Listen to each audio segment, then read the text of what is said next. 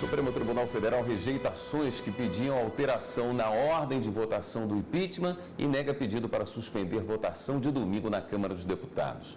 No início da tarde, os ministros cancelaram a pauta de julgamentos do dia para avaliar as ações referentes ao processo de impeachment. A repórter Fernanda Porto tem os detalhes. Boa noite, Fernanda.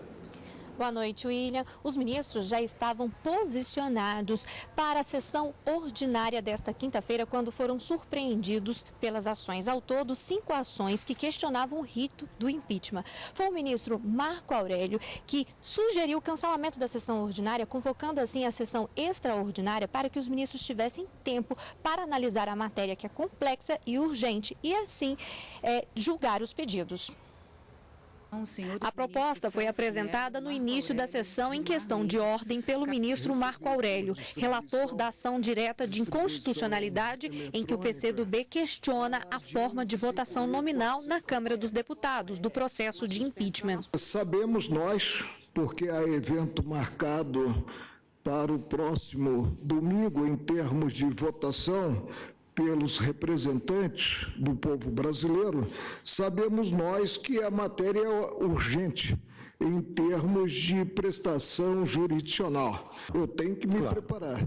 E para me preparar eu devo me deslocar para o gabinete. Por isso é que eu insisto no cancelamento da sessão ordinária e convocação da extraordinária para as 17h30. Os ministros Edson Fachin e Roberto Barroso, relatores dos mandados de segurança com matéria semelhante, concordaram com a proposta.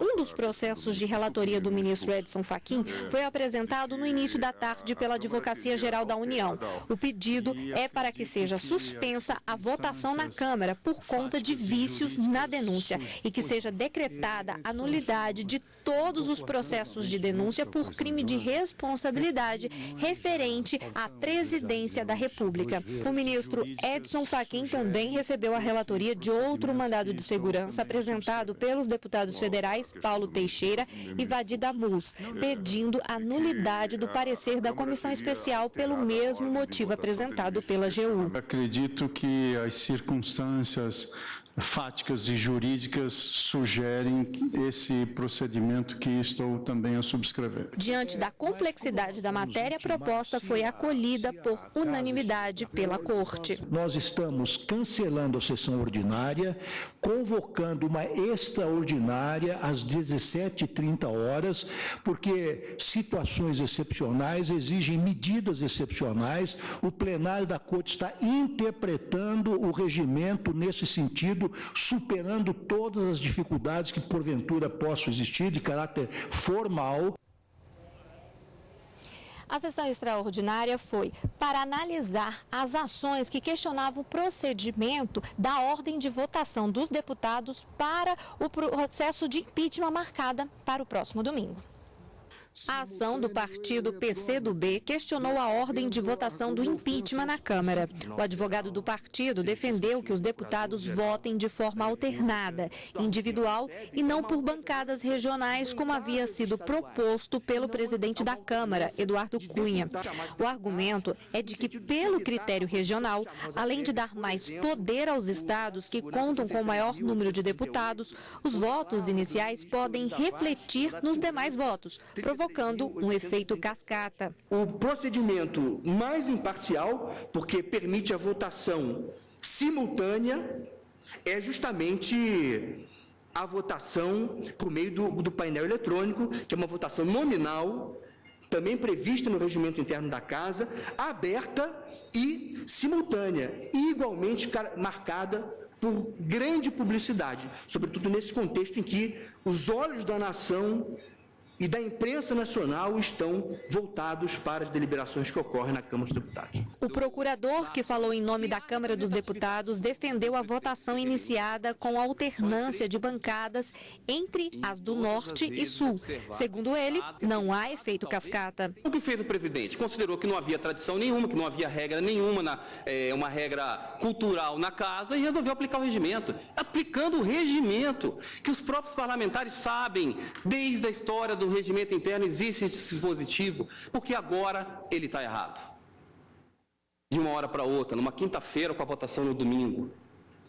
Então, realmente, eu insisto, a Câmara dos Deputados insiste que não há nada de irregular nesse procedimento. O Procurador-Geral da República, Rodrigo Janot, disse que a ordem estabelecida pelo presidente da Câmara para a votação deve observar a latitude dos estados e não o critério regional, que contraria o regimento interno da Câmara. Pode ser tido como interpretação razoável essa alternância de estados, norte, sul, sul, norte, norte, sul e assim sucessivamente, mas com estrita observância da latitude determinada pela capital de cada um dos estados, e o que não ocorreu na decisão proferida pela mesa da Câmara dos Deputados. O relator, ministro Marco Aurélio, acredita que a neutralidade do julgamento deve prevalecer. Para ele, a votação deve ser nominal, mas sem seguir as bancadas estaduais. A sistemática é a que potencializa os princípios enunciados na Carta da República,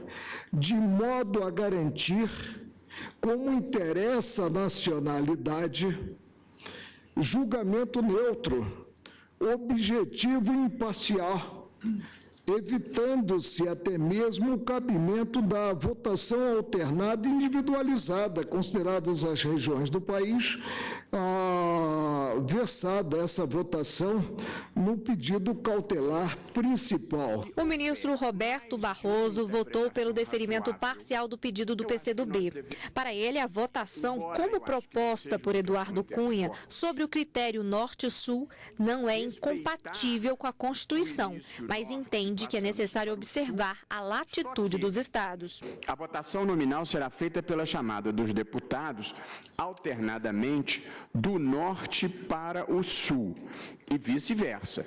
Portanto, os mais ao norte e os mais ao sul, o que você determina pela latitude. Se você variar isso, você descumpriu a regra. O presidente da Suprema Corte, ministro Ricardo Lewandowski, que deferiu a liminar, anunciou o resultado. Por maioria, conheceram desta ação vencidos no ponto os ministros Gilmar Mendes e Celso de Mello.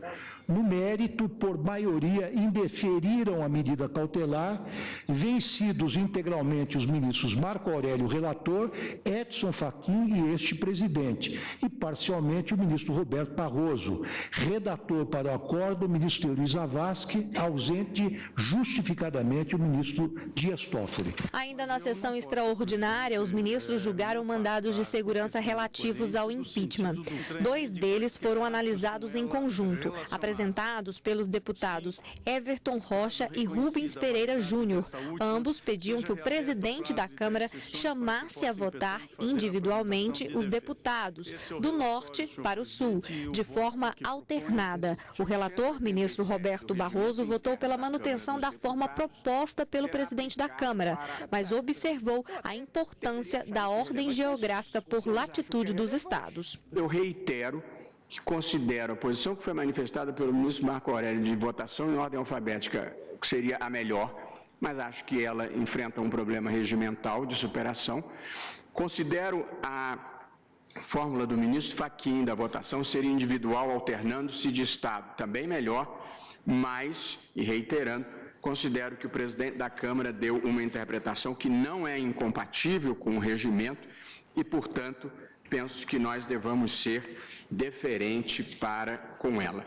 De modo que estou deferindo a medida liminar apenas para que seja observada a ordem geográfica. A Corte indeferiu os pedidos. Por fim, o plenário julgou os outros 2 mandados de segurança, também envolvendo o impeachment. Um da Advocacia Geral da União, que pedia anulação do parecer sobre a denúncia contra a presidente da República, elaborada pela Comissão Especial da Câmara dos Deputados, e outro apresentado por 2 deputados que pedia a suspensão do parecer apresentado na Casa nesta sexta-feira. O relator, ministro Edson Fachin, indeferiu os pedidos cautelares. Os pressupostos dos quais a impetração parte são pressupostos de que a denúncia, nesse momento, está consubstanciada num relatório. A denúncia é a denúncia, tal como formulada, tal como recebida.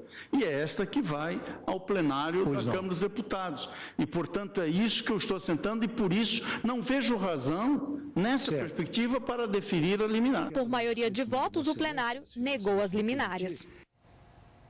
Nesta sexta, começam os debates do parecer da Comissão Especial para a votação do relatório final. Se o plenário da Casa votar pelo pedido de impeachment, o processo segue para a análise do Senado. William. Obrigado pelas suas informações, Fernanda.